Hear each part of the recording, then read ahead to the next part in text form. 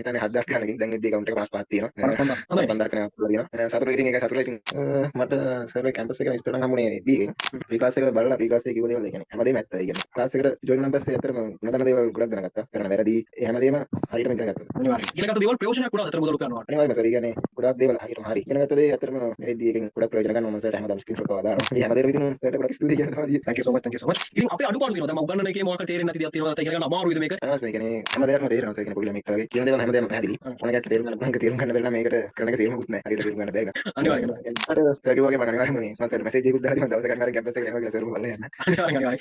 ළමයින්ට කියන්නේ මේ ස්ටුඩන්ට්ස් කියන්නේ බලන කට්ටිය කියන්නේ ගොඩක් විශේෂයෙන්ම. ඇත්තටම මේක හොඳයි. අනිවාර්යයෙන් මේක හරියට අනුගමනය කරලා. ඇත්තටම සර්ට ගොඩක් හොඳයි.